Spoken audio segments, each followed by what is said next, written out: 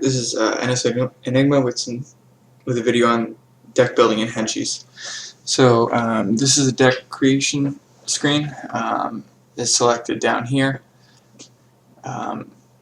These are all the decks that we have to pick from. The avatar that it uses on front, the background is the primary tribe that it uses, and the green down here indicates the green indicates the tribe, and that indicates the majority cards.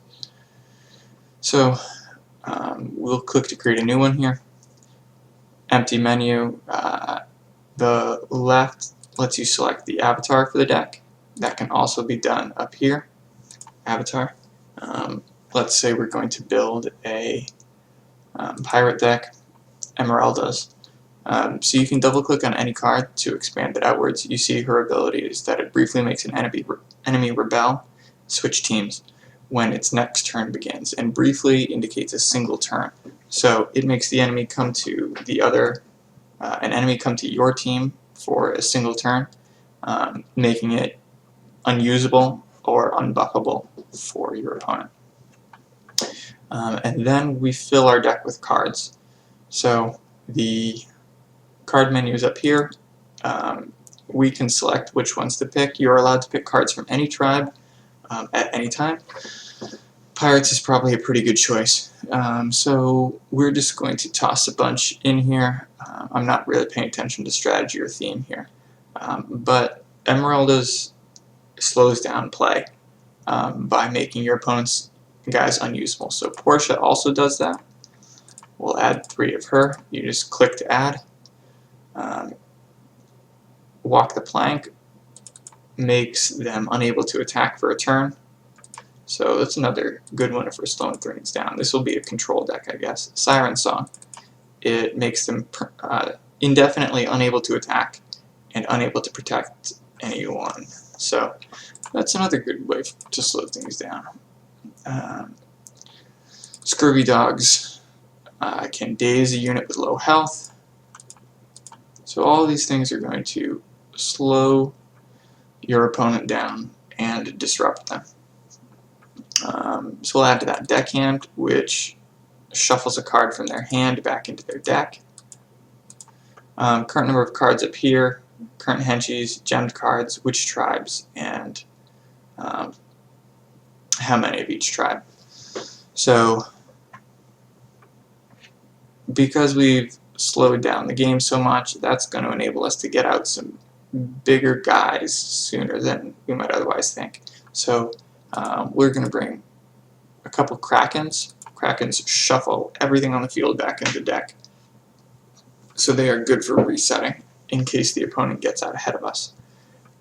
And some Juggernauts. And some Armsmen to hold down the mid-game a little bit. They're great starting cards as well. So this brings us to 22.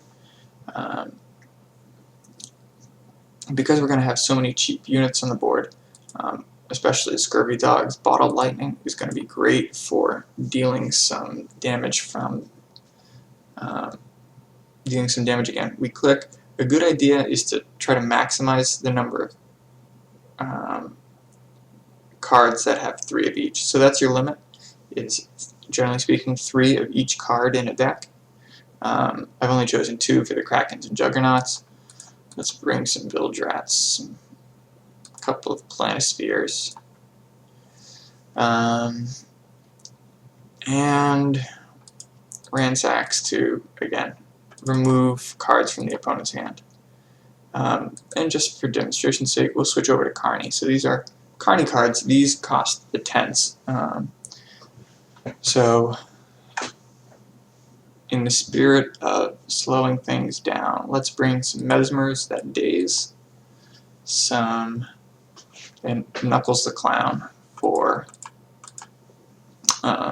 acting as a bodyguard that will prevent them from attacking our hero as much. So we have a deck here. We're going to hit this arrow to head back, and this is our deck here. If we want to remove cards, we click them on this interface. That removes them, and then you can go back and add whichever cards you please. Let's say we want to Pushy Mime. Pushy Mime acts as a blocker for us. If we decide, no, we don't like that change, we can remove the pushy mime and put back the knuckles, and this will all stay until we hit save. We can provide a deck name here, description if you wish. So if you select the series here, it will tell you whether or not you meet the criteria. So a full deck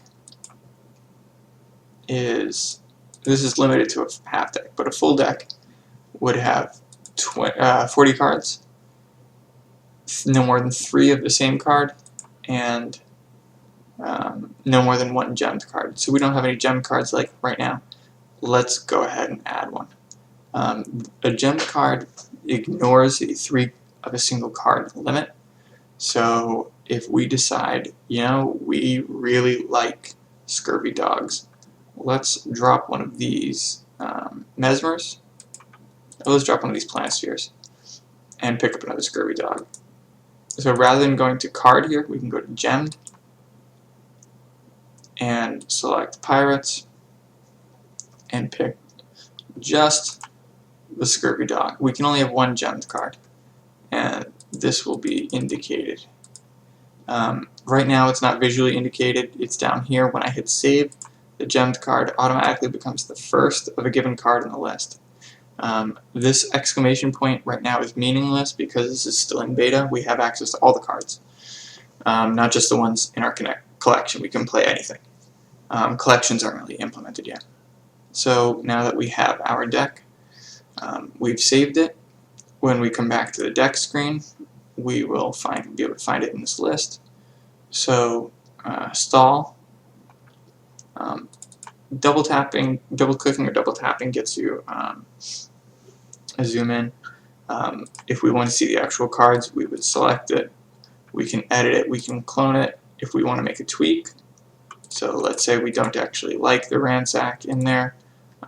We would prefer to have prick to do a little bit of direct damage. So now that we've cloned it, we can rename it, stall 2, and save. So this way you can, let's head back to decks, you can get iterations of your deck and gradually improve upon them, and still not lose what you had before. Players from Hearthstone, you might notice we can have a few more than 9 decks. So that is how you put together a deck. You can use, like I said, ones from any tribe. So for example, this deck here combines pirate cards, elemental cards, and carny cards. The way that works is when you harvest a pirate card, you get pirate resources and tents. If you harvest elemental, you get elemental resources and tents. So while it can be quite valuable to have multiple tribes, you really have to be careful because it can be harder to manage your resources. Alright, and that about wraps it up. Let me know if you have any questions in the comments.